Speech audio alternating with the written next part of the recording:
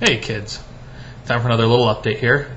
As you can see above you, if you're looking at this on my live journal, I've that's the little menu. Now, first off, many of you are going to ask who I spent my Valentine's Day with. Without getting into too much detail, she is a former co-worker of mine. She currently is a reporter at KCRA. Very nice girl. As I say, I'm not really sure if it was a real date or not because it only became a date after I specifically said this is a real date. So I'm not sure what direction that's going to go. But anyway, on to the meal. So I don't feel like typing this all out. That's why I'm making this video. First off, it was based on the 7 deadly sins. Go with wrath first. Sashimi of Japanese. Okay, first I'm gonna murder some of these. There's nothing on earth that makes me feel like a low class, like not being able to pronounce exactly what I'm eating. So here's first up. Sashimi of Japanese hamachi with salad of blood oranges, beet something, and bull's blood, finished with habanero, gastrique, and green chili oil. I don't really dig on the raw fish, but I challenge myself to eat a lot of things I don't usually eat during this thing. Because it's cost a lot, and I'll tell you the price when I'm done with this. Also, I should point out, I don't usually either drink wine, but I also got the matching wine, which in this case was Mark Bredeth something. I'll tell you right now. Except for like 2 of these, and I'll tell you when I get to them, they all just tasted like wine to me. You might as well just put like a helmet with horns on my head and charge me at people. Anyway.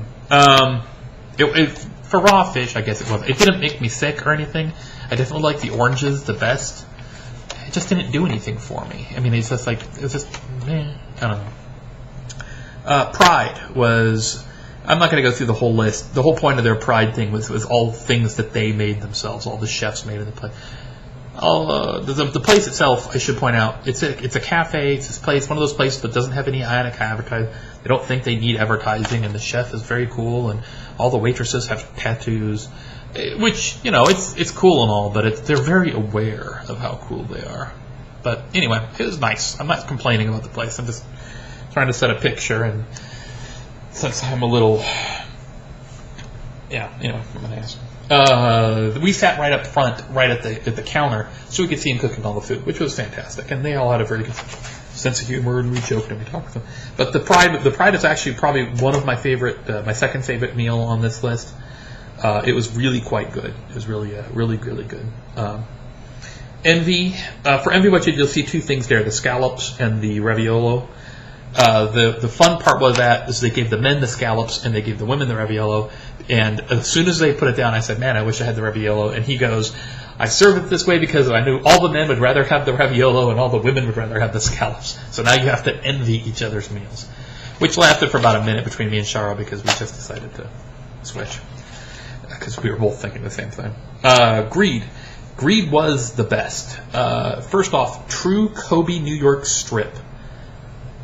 It was unimaginable how good this steak was. I know how expensive. The owner actually came out and showed us.